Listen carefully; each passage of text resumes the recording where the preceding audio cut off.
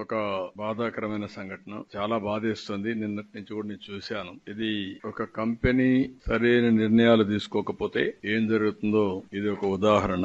అదే మరి ఒక ప్రభుత్వం కూడా వారసత్వంగా వచ్చే కొన్ని సమస్యల వల్ల ఎలాంటి ఇబ్బందులు వస్తాయో ఇది కూడా ఒక డెమాన్స్ట్రేషన్. అది ఇక్కడ మనం చూస్తే Essentia advance sciences pharma company, ఇది రెడ్ కేటగిరీలో ఉండే కంపెనీ. 17 మంది చనిపోవడం, ఇంకా ఒక 7 మంది, ఒక అతనికైతే 54% బర్న్స్ ఉన్నాయి, ఒక అతనికి 24% ఉన్నాయి, ఒక అతనికి 17% ఉన్నాయి, ఇంకొక అతనికి 10% ఉన్నాయి. మిగిలిన వాళ్ళు మోర్ ఆర్ లెస్ తక్కువగా ఉన్నాయి. అవి కొద్దిగా నామినల్ ఇంజురీస్ గాని కొంచెం సీరియస్ ఇంజురీస్ గాని ఉన్నాయి. ఏదైతే చెస్ట్ బోన్ ఒకటి బ్రేక్ కావడం ఇలాంటి సంఘటనలు కూడా ఉన్నాయి. నేను వస్తానే ముందు వాళ్ళ దగ్గరికి వెళ్ళాను. ఏదైతే ఫస్ట్ నేను వెళ్ళింది సీరియస్ గా ఉండే వాళ్ళందరినీ పరామర్శించాను. ఆ తర్వాత హాస్పిటల్కి వెళ్లి ఎవరైతే హాస్పిటల్లో డెడ్ బాడీస్ అనే పోస్ట్ మార్టంకి వచ్చి కుటుంబ సభ్యులు బాధితులు వచ్చారు వాళ్ళని పరామర్శించాను, ఓదార్చాను. కానీ కొన్ని సంఘటనలు చూస్తే చాలా బాధేస్తుంది. 4 నెలల ప్రెగ్నెంట్, లేకుంటే ఒక బాబు కూడా 2 ఏళ్లు కూడా కాలేదు మ్యారేజ్ అయ్యి అతను చనిపోయి ఆ అమ్మాయిని చూస్తే చాలా బాధేస్తుంది. ఇలాంటి సంఘటనలు చాలా సంఘటనలు, ఒక హృదయ విదారకమైన సంఘటనలు జరిగాయి. అవి చూసిన తర్వాత వాళ్ళందరితో మాట్లాడి ఒక భరోసా ఇచ్చాం. భరోసా ఇచ్చి మొత్తం అనౌన్స్మెంట్ కూడా మీరు ఒకసారి చూస్తే బాధితులందరికీ, చనిపోయిన వాళ్ళందరికీ 1 కోటి రూపాయలు ఆర్థిక సహాయం చేయడం, సీరియస్ గా ఇంజురీ అయిన వాళ్ళకి 50 లక్షలు ఇవ్వడం, లైట్ ఇంజురీస్ ఉంటే అలాంటి వాళ్ళకు కూడా 25 లక్షలు ఇవ్వడం, ఈ 3 కేటగిరీస్ కింద అనౌన్స్ చేశాం.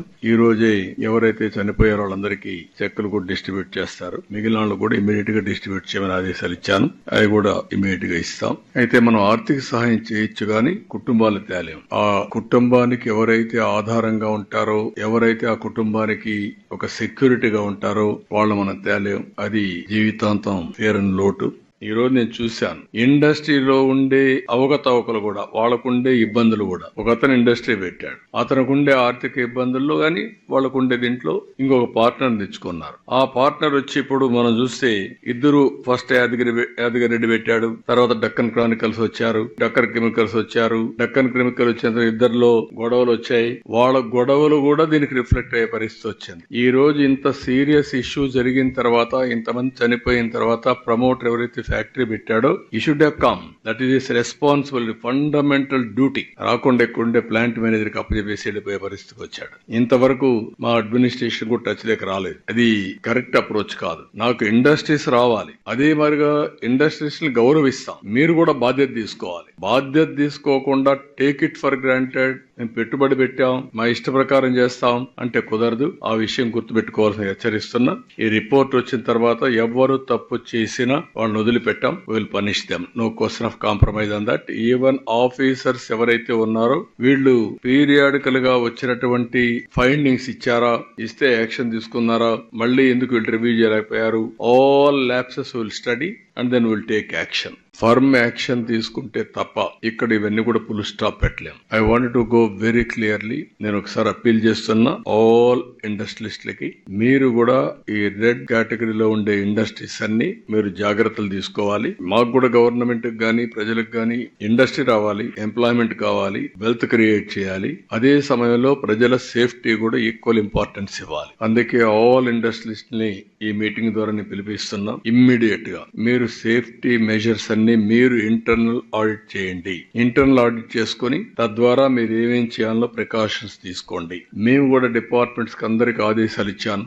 రేపు మళ్ళీ ఒకసారి గట్టిగా కూడా ఆదేశాలు ఇస్తాం ఆల్ డిపార్ట్మెంట్స్ కి. ఇప్పటికే ఇంత మునుపంతా కూడా కొన్ని తీసుకొచ్చాం. ఎన్ఫోర్స్మెంట్ ఏజెన్సీస్ అన్ని ఒక కామన్ ప్లాట్ఫామ్ మీద తీసుకొచ్చాం. ఎవరి పాటికి వాళ్ళు పోయి ఇండస్ట్రీస్ అంతా కూడా ఎవ్రీడే పోయి గొడవ చేయడం కంటే either pollution board, pollution control board, or labour, or boilers, factories, legal metrology, వీళ్ళు 5 కూడా కంబైన్డ్ గా వెళ్లి, ఇంకా కొన్ని ఏజెన్సీస్ ఉన్నాయి రెడ్ కేటగిరీ ఇండస్ట్రీస్ వీటికి, వీళ్ళందరూ కూడా కంబైన్డ్ గా వెళ్ళాలి, టీమ్ గా వెళ్ళాలి.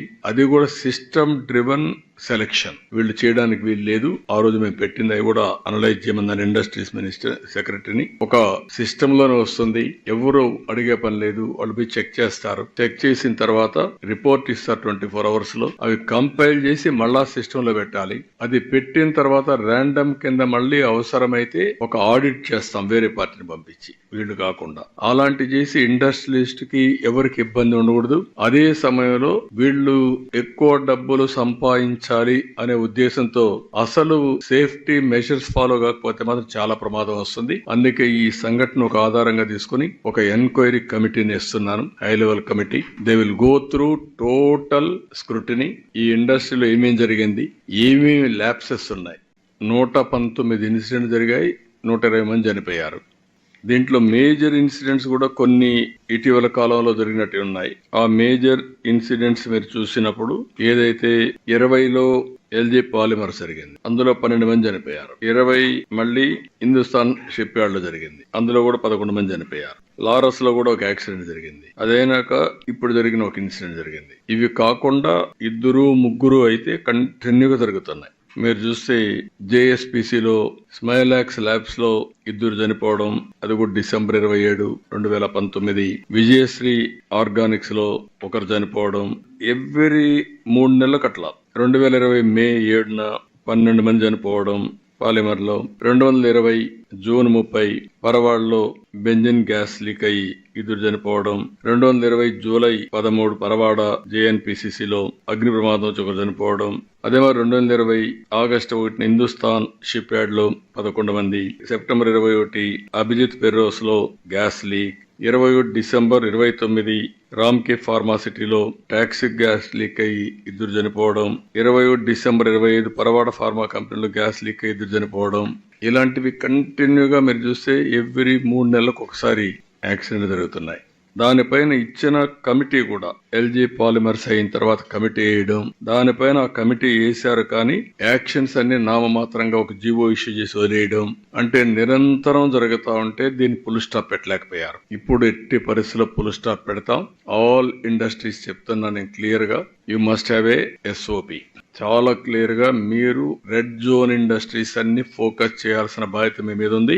ఒకసారి రివ్యూ చేసుకోండి మీరు మీ ప్రొసీజర్స్ అన్ని. వన్స్ మీరు రివ్యూ చేసుకున్న తర్వాత ఎలాంటి సంఘటనలు పునరావృతం కాకుండా చేసే బాధ్యత మీది. ఆల్ ఇండస్ట్రీస్ లో ఉండాలి. Particularly more focus on red zone లో ఇలాంటి ఇండస్ట్రీస్, రెడ్ కేటగిరీ ఇండస్ట్రీస్ లో మీరు పెట్టాల్సిన అవసరం ఉంది.